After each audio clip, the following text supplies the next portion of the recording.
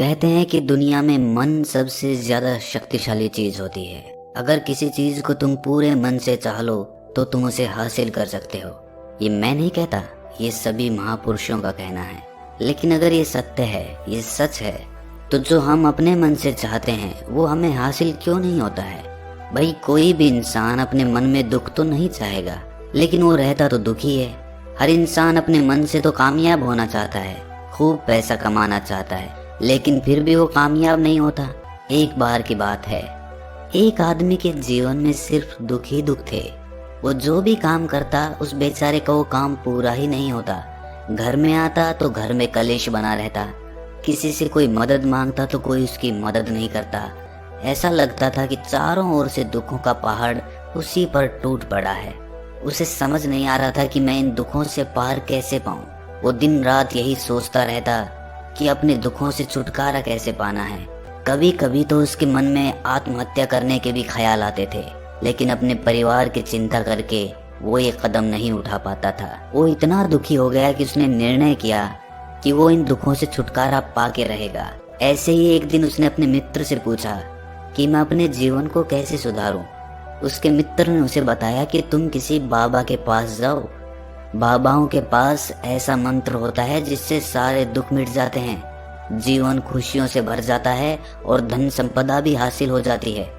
तुम किसी ऐसे बाबा को ढूंढ लो, बस तुम्हारा काम बन जाएगा। उस आदमी के मन में ये बात पूरी तरह से पक्की बैठ गई कि कोई बाबा ही मेरा दुख दूर कर सकता है, और यही सोचकर वो उस बाबा के पास पहुंच जाता है। जब वो आदमी वहां पर पहुंचता है तो वो बाबा ध्यान में बैठे हुए थे। ये देखकर वो आदमी वहीं पर चुपचाप बैठकर ध्यान से बाहर आने का उनका इंतजार करने लगा।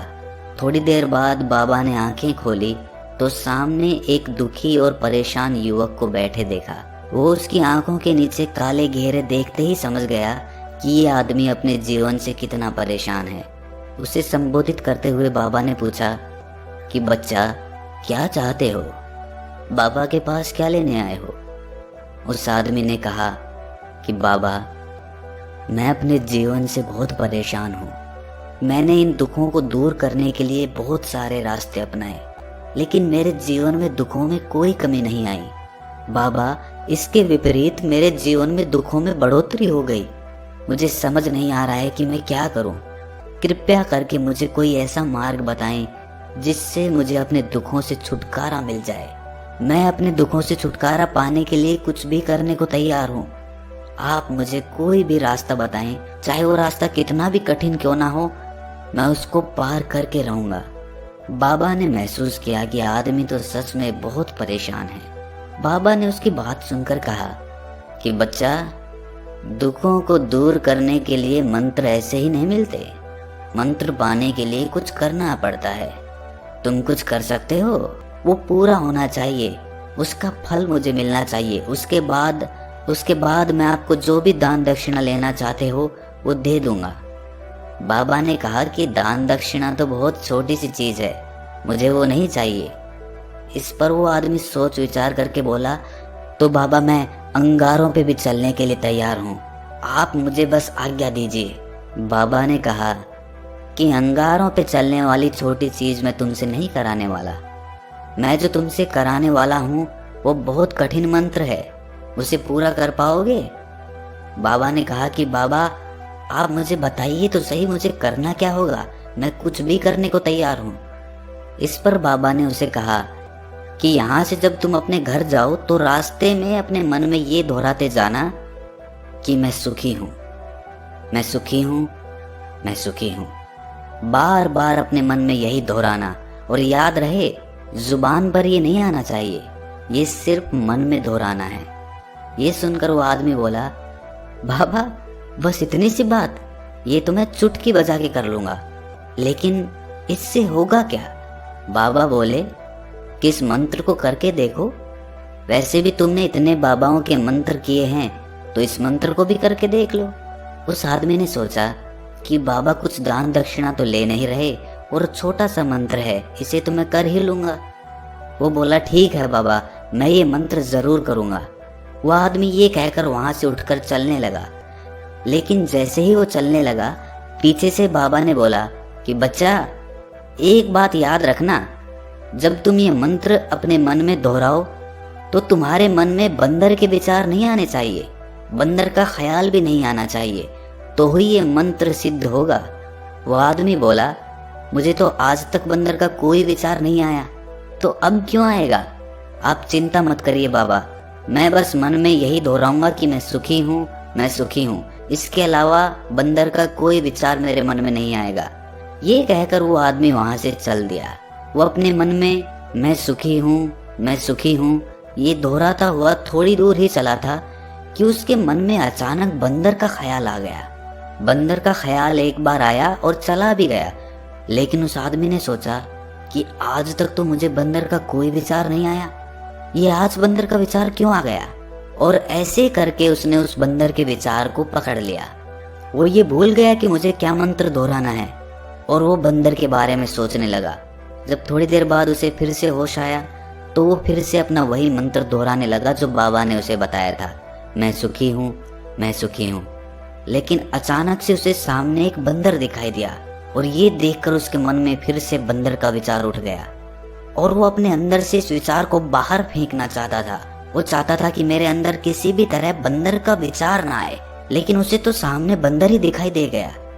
ऐसे ही जद्दोजहद करते करते वो घर पे पहुंचा और घर पे पहुंचने के बाद अपनी पत्नी को कहा कि हे बंदरिया, मुझे खाने में बंदर परोस दो।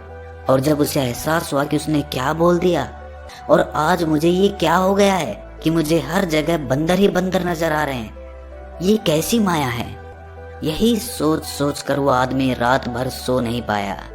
रात भर करवटें बदलता रहा और सुबह उठकर सीधे उसी बाबा के पास पहुंच गया और उसके चरणों में गिरकर कहा, पता नहीं क्या चमत्कार हो रहा है, आज तक मुझे बंदर का कोई विचार नहीं आया, लेकिन कल से जब से आपने मुझसे कहा कि बंदर का विचार नहीं आना चाहिए, तब से मुझे हर जगह बंदर ही बंदर नजर आ रहे हैं। उस आदमी ने कहा।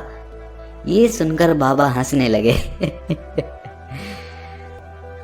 बच्चा, मन का जाल एक ऐसा जाल है जिसे समझ पाना इतना आसान नहीं है।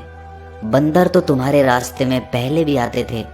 जब तुम मेरे पास आए थे तो इन्हीं पेड़ों पे ये बंदर घूम रहे थे, लेकिन तब तुम्हारे ध्यान में ये बंदर नहीं था, तब तुम्हारे ध्यान में सिर्फ अपने दुख थे। इसके बाद बाबा ने उसे बताया कि बच्चा, हम जिस चीज से भी दूर भागना चाहते हैं वही चीज हमारे मन में बहुत गहरे में प्रविष्ट हो जाती है, वो हमारे अंतर मन में समा जाती है। असल में हम जिस चीज से भी छुटकारा पाना चाहते हैं उससे छुटकारा इसीलिए पाना चाहते हैं कि वो हमारे साथ बहुत गहरे से जुड़ी हुई है, और हम जितना ही उससे छुटकारा पाना चाहते हैं वो उतनी ही गहरी हमारे मन में बैठती चली जाती है और आखिरकार वो हमारे अंतर मन में छा जाती है। ऊपर से तो हम चाहते हैं सुखी होना कि मैं सुखी हूँ, सुखी हूँ, हमारे होंठ भी यही बोलते रहते हैं, लेकिन हमारे मन में दुख समाये होते हैं। हमारे विचारों में, हमारे मन में हमें दुख ही दुख दिखाई देते हैं। इसीलिए अपनी जुबान से बार बार ये बोलने से कि मैं सुखी हूँ, मैं सुखी हूँ, हम सुखी नहीं होंगे जब तक ये मंत्र हमारे अंतर मन में प्रविष्ट नहीं होगा। इस पर उस आदमी ने पूछा कि बाबा, लेकिन ये मंत्र हमारे अंतर मन में प्रविष्ट कैसे होगा? ये सुनकर बाबा ने कहा कि बच्चा, अपने दुखों से लड़ना बंद कर दो। जब तक तुम अपने दुखों को दूर करने की सोचते रहोगे तब तक वो दुख तुमसे चिपके रहेंगे, तब तक वो दुख तुम्हारे अंतर मन पर अपना राज जमाए बैठे रहेंगे। और जिस दिन तुम उन दुखों के बारे में सोचना ही छोड़ दोगे, उन दुखों से छुटकारा ही नहीं पाना चाहोगे, उसी दिन से तुम्हारी जिंदगी से दुख गायब हो जाएंगे। क्योंकि किसी भी चीज से छुटकारा पाने के लिए हमें उस चीज के बारे में सोचना पड़ता है, और हम जितना ही उस चीज के बारे में सोचते हैं वो उतनी ही गहरी हमारे मन में प्रविष्ट होती चली जाती है। इसीलिए अगर तुम दुखों से छुटकारा पाना चाहते हो तो दुखों से छुटकारा पाने के बारे में सोचना छोड़ दो, तुम्हें दुखों से छुटकारा मिल जाएगा।